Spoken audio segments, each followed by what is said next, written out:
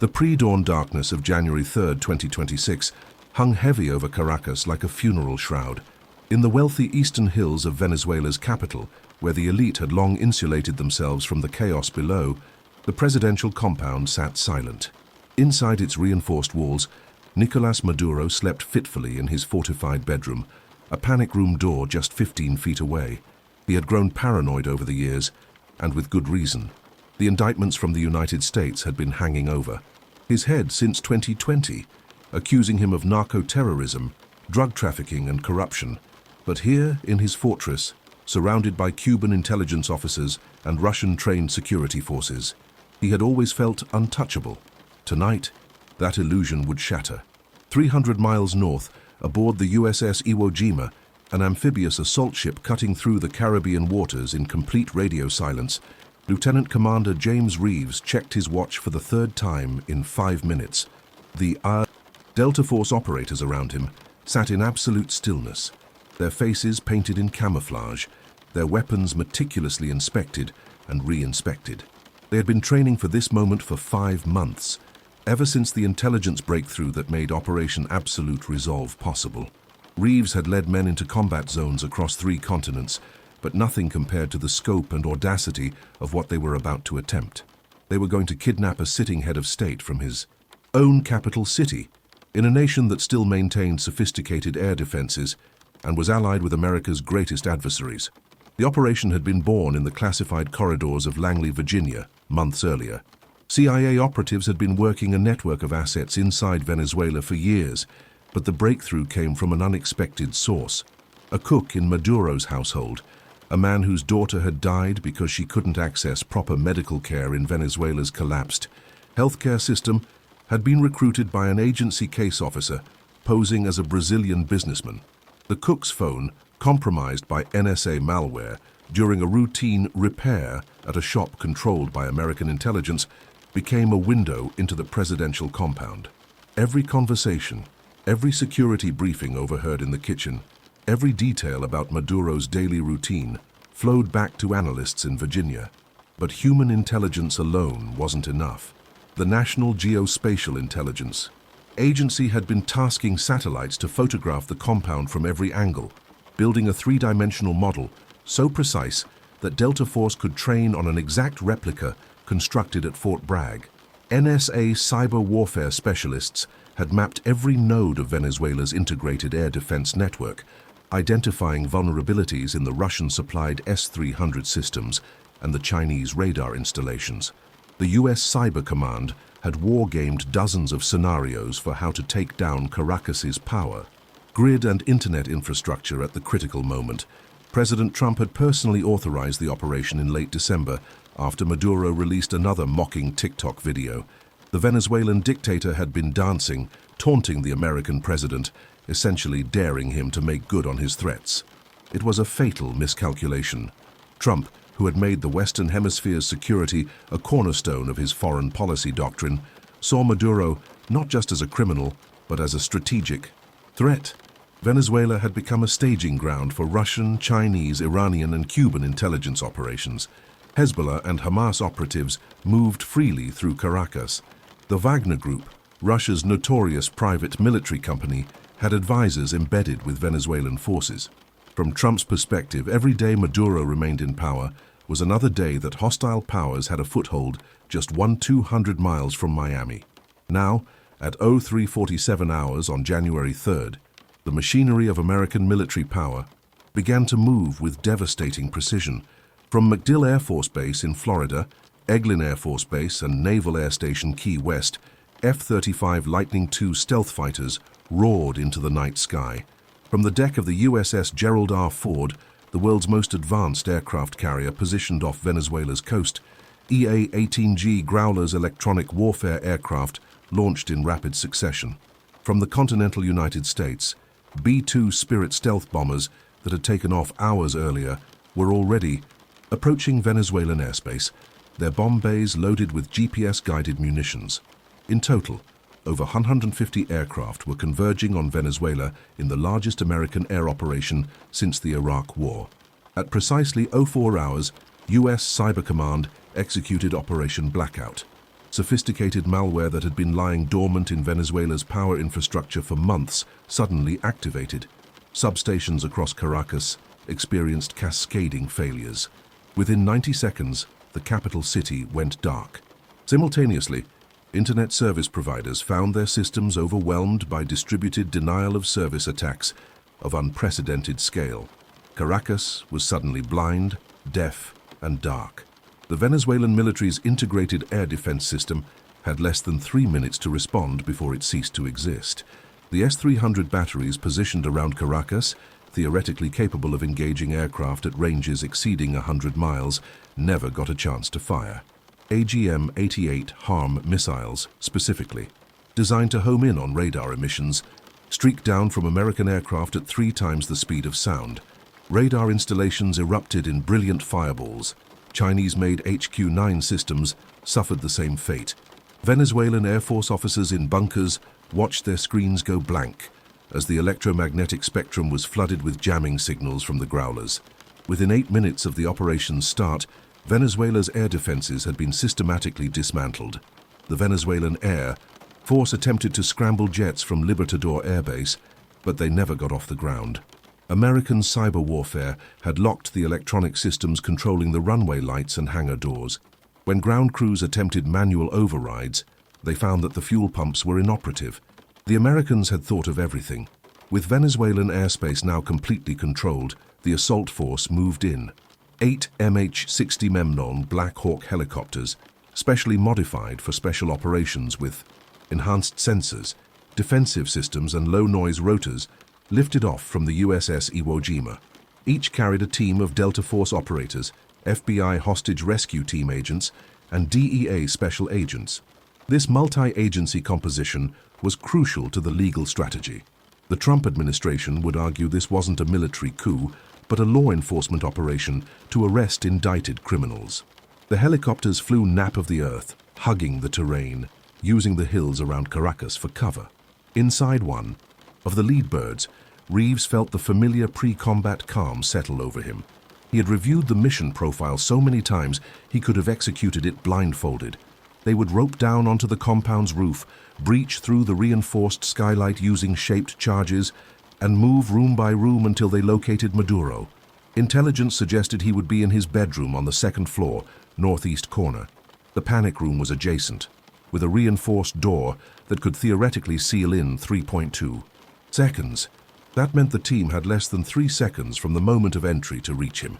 The Delta operators had trained for this specific scenario 47 times. Their average time from skylight breach to securing the bedroom was 41 seconds. Tonight, they would need to be faster. At 04:23 hours, the helicopters arrived at the compound. Cuban intelligence officers manning the perimeter had no warning. The first indication of the assault came when flashbang grenades detonated, simultaneously at 4 points around the compound's exterior wall. The concussive blasts and blinding light disoriented the guards for the critical seconds the Americans needed. Snipers aboard the helicopters, using thermal imaging sights, engaged targets with suppressed weapons. Guards dropped without knowing what had hit them. Ropes dropped from the hovering helicopters. Delta operators slid down with practiced ease, their boots hitting the roof within seconds of each other.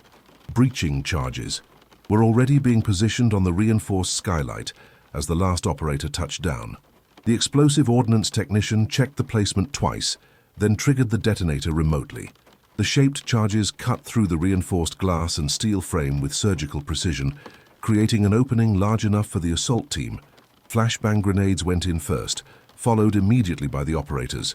They moved through the interior with the fluid coordination of a choreographed dance, each man covering specific angles, clearing rooms with economy of movement. The compound's interior was exactly as the intelligence had predicted. The three-dimensional model they had trained on was so accurate that Reeves recognized the furniture placement as he moved through the upper hallway. On the first floor, a firefight erupted. Cuban intelligence officers, better trained than the Venezuelan guards, had taken defensive positions in the compound's security center. They opened fire with automatic weapons as American operators descended the main staircase. The sound was deafening in the confined space. Bullets punched through drywall and shattered expensive artwork. The Delta operators returned fire with controlled precision, their training evident in how they moved as a unit, each man's field of fire complementing the others. Within 30 seconds, the resistance was neutralized. The Cubans had fought hard, but they were facing the most elite special operations force in the world.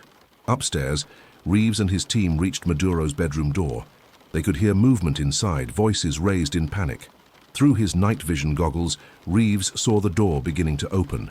Someone inside was making a run for it, possibly trying to reach the panic room.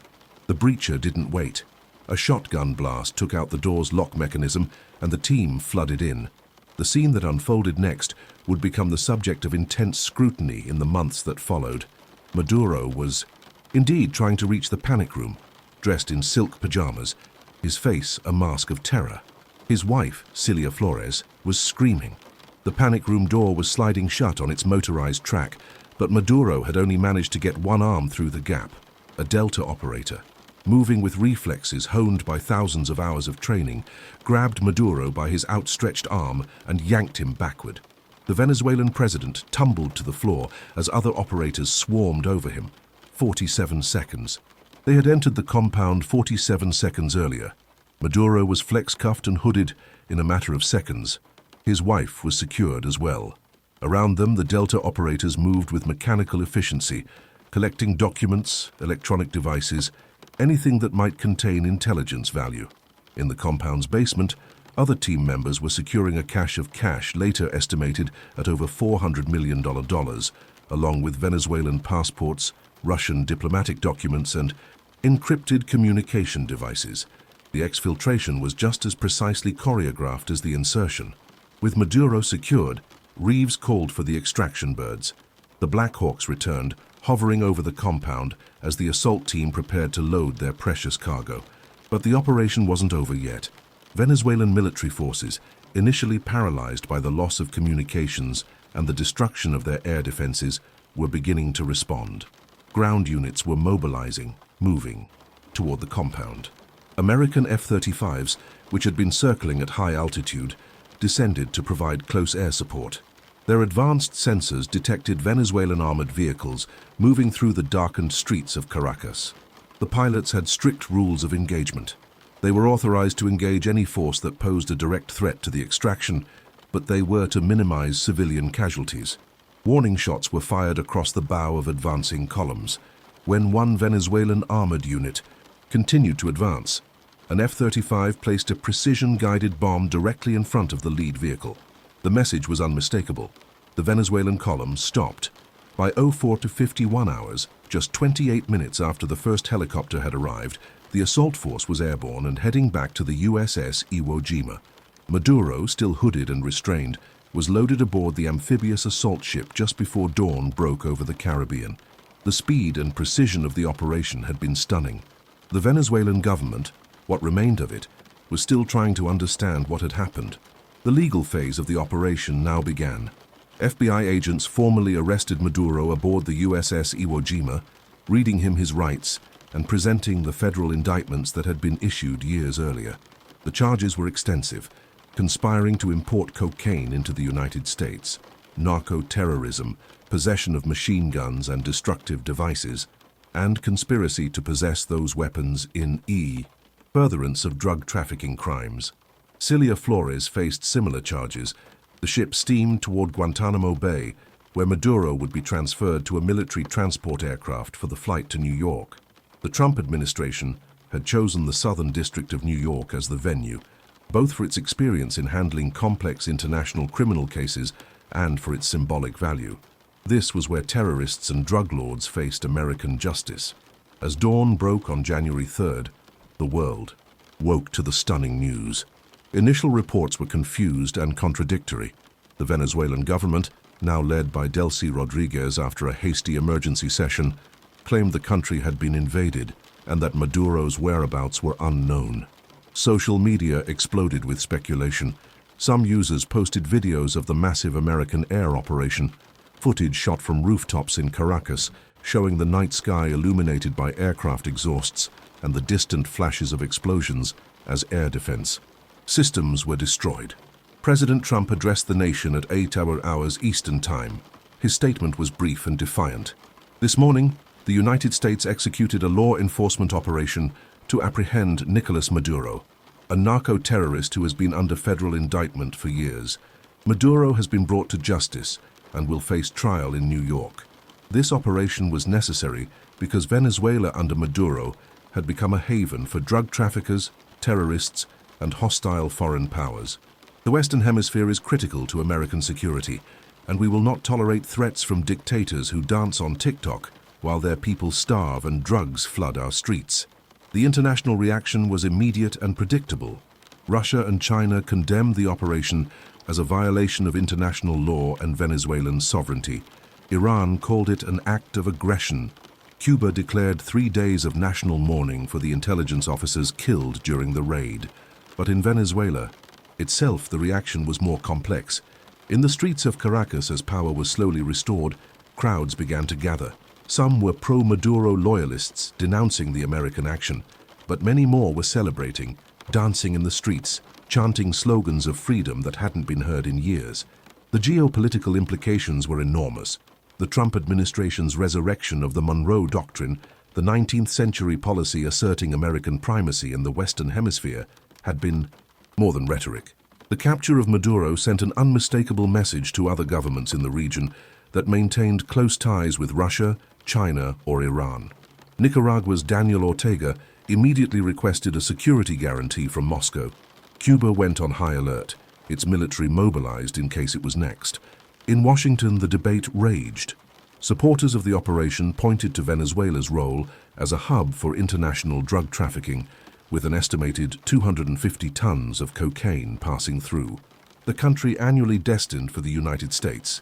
They cited the presence of Hezbollah, Hamas, and other terrorist organizations that had established cells in Venezuela. They noted that the Wagner Group had been training Venezuelan security forces and that Chinese intelligence had been operating freely from the Chinese embassy in Caracas. From this perspective, Maduro's Venezuela had been a clear and present danger to American security. Critics argued that the operation, regardless of its tactical success, had violated fundamental principles of international law. They pointed out that the United Nations Charter prohibits the use of force against the territorial integrity of any state. They worried about the precedent being set. If the United States could send special operations forces to capture a head of state in his own capital, what would stop other powers from doing the same? What would prevent Russia from launching similar operations against leaders it deemed hostile? What about China? The legal battle would be fought in multiple arenas. The Southern District of New York would prosecute the criminal case against Maduro, but the International Court of Justice would also become involved as Venezuela filed suit against the United States. The Organization of American States would debate the action. The United Nations Security Council would hold emergency sessions, though American veto power would prevent any binding resolution condemning the operation. For James Reeves and the Delta operators who had executed the mission, the geopolitical debate was distant and abstract. They had been given a mission, and they had executed it flawlessly. Not a single American casualty. The target secured. Intelligence gathered that would prove invaluable in rolling up Venezuelan networks across Latin America. From a military perspective, it was a textbook operation, one that would be studied in special operations courses for decades. But Reeves knew, as he stood on the deck of the USS Iwo Jima, watching the sun rise over the Caribbean, that they had crossed a line. There would be no going back to the old order. The United States had demonstrated a capability and a willingness that would reshape how nations interacted in the hemisphere and beyond. Every dictator, every corrupt leader, every regime that had thought themselves untouchable behind national borders would now have to recalculate. In the ship's brig, Maduro sat in silence, the reality of his situation slowly sinking in. Just hours ago, he had been the president of Venezuela, insulated by layers of security, protected by international law and the support of powerful allies. Now he was a prisoner on an American warship, facing life in an American prison. The panic room door that had been closing, those few critical seconds of motorized movement, had been the difference between freedom and captivity. 3.2 seconds, the door's specifications promised, but the Delta operators had needed only one. The USS Iwo Jima arrived at Guantanamo Bay on the evening of January 3rd, Under heavy security, Maduro and his wife were transferred to a modified C-17 Globemaster III transport aircraft. The plane lifted off just after sunset, its flight path taking it up the eastern seaboard of the United States. Maduro was given a seat. His restraints adjusted to be less restrictive during the flight, but FBI agents remained vigilant throughout. He was offered food and water, which he refused. He sat in silence, staring at nothing. A man who had gone from wielding absolute power to absolute powerlessness in the span of a few hours. The aircraft touched down at Joint Base McGuire-Dix Lakehurst in New Jersey in the early hours of January 4th. From there, a convoy of vehicles led by FBI and DEA agents transported Maduro to the Metropolitan Correctional Center in Manhattan. The convoy moved through the pre-dawn darkness, heavily armed agents in escort vehicles ready for any attempt to free or kill their prisoner. But the streets were quiet. New York City slept, unaware that one of the most wanted men in the Western Hemisphere was being driven through its streets. At the Metropolitan Correctional Center, Maduro was processed like any other federal prisoner. Fingerprints, photographs, medical examination. The booking documents listed his charges: conspiracy to import cocaine, narco-terrorism, and weapons violations. His first court appearance was scheduled for later that morning. The American justice system, for all its flaws and complexities, would now determine his fate. In Caracas, Delcy Rodriguez addressed the nation via video link, as the presidential compound was still a crime scene, surrounded by Venezuelan military and police trying to piece together exactly what had happened. Her speech was defiant, but the undertone of fear was unmistakable.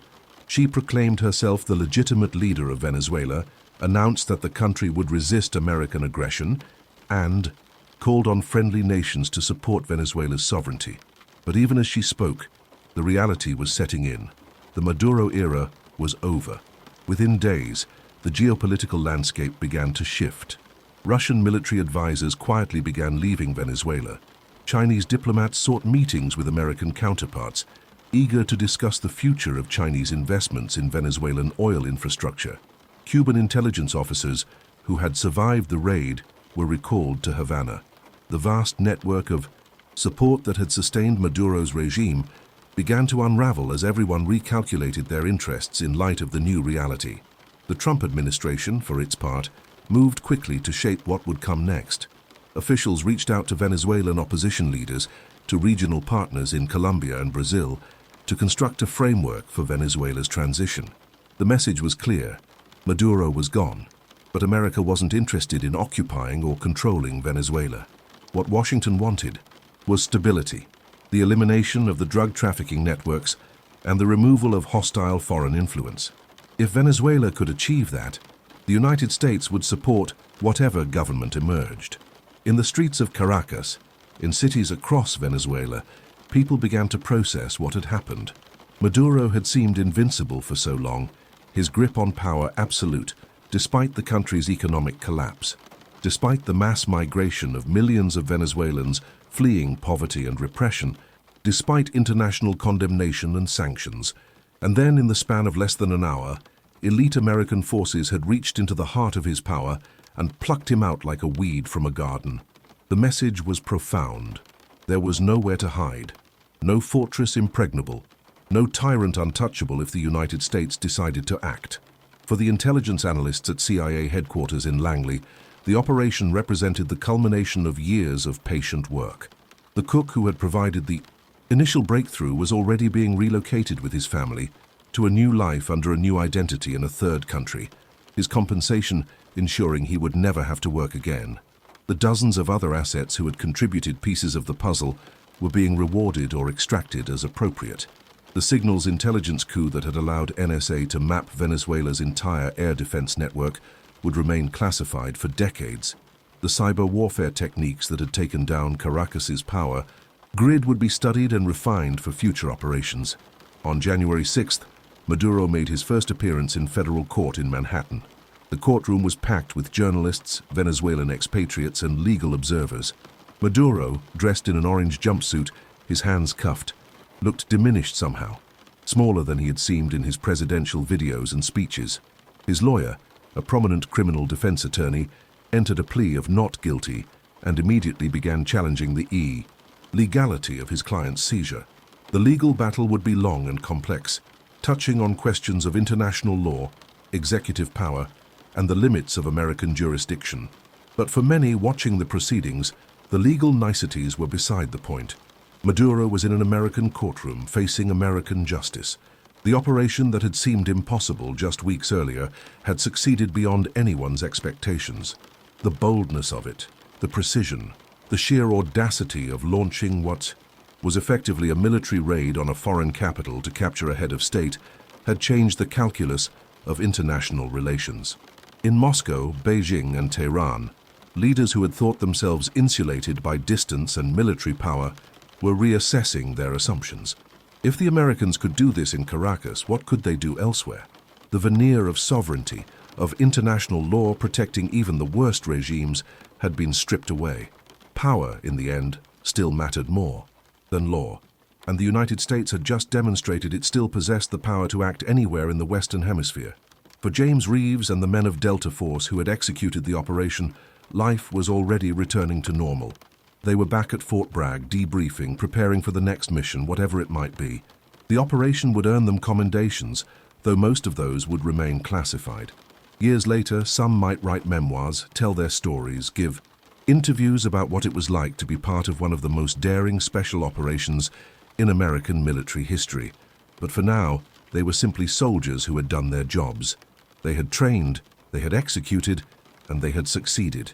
The geopolitical implications, the international legal debates, the reshaping of hemispheric relations, all of that was for others to manage.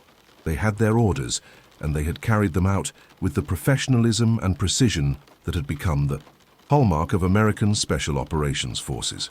As January 2026 wore on, Venezuela slowly began to stabilize. Delcy Rodriguez, recognizing that she lacked the support or the strength to maintain power, entered into negotiations with opposition leaders and with American officials. A transitional government was formed, free elections were promised. The massive cache of documents and electronic devices seized during the raid began to reveal the extent of Venezuela's transformation into a hub for international crime and espionage. Names, accounts, networks, all of it was methodically analyzed by teams of FBI and DEA agents working around the clock. Dozens of arrests followed across Latin America and even in the United States itself, as the tentacles of the networks Maduro had cultivated were systematically dismantled. The geopolitical implications continued to unfold. The Trump administration's aggressive assertion of American power in the Western Hemisphere, combined with its withdrawal from extensive commitments in the Middle East and its focus on competing with China, represented a fundamental reorientation of American strategy. For the people of Venezuela, the long process of rebuilding could finally begin. The years of Maduro's rule had devastated what was once one of Latin America's most prosperous nations. Hyperinflation had destroyed the currency. The healthcare system had collapsed. Millions had fled. The oil industry, once the pride of the nation, had been run into the ground through corruption and mismanagement. The work ahead would take years, perhaps decades, but on that morning of January 3, 2026, when American helicopters descended on a compound in Caracas, when Delta Force operators breached a reinforced skylight and moved through the darkness with lethal precision, when they seized a dictator who had thought himself untouchable, the impossible had become reality. History, which had seemed frozen in Venezuela's long nightmare, had suddenly lurched forward. The regime that had seemed permanent had fallen in less than an hour. Operation Absolute Resolve would be remembered as one of the most consequential military operations of the early 21st century, not for the number of troops involved or the casualties inflicted, but for what it represented: the willingness of the United States to use its overwhelming military superiority to enforce its vision of order in its sphere of influence, regardless of international opinion or legal constraints. Whether that would ultimately prove to be a wise precedent remained to be seen, but there was no denying its immediate effectiveness. Maduro sat in his cell in Manhattan, awaiting trial, a living symbol of the limits of sovereignty in an age when American Special Operations Forces could reach anywhere on the planet within hours. The panic room door that had almost closed, those 3.2 seconds that might have meant salvation, would haunt him. But in the end, no door, no wall, no defense had been enough. The Americans had come and they had taken him, and the world would never quite be the same. Claude é uma IA e pode cometer erros. Por favor, verifique as respostas.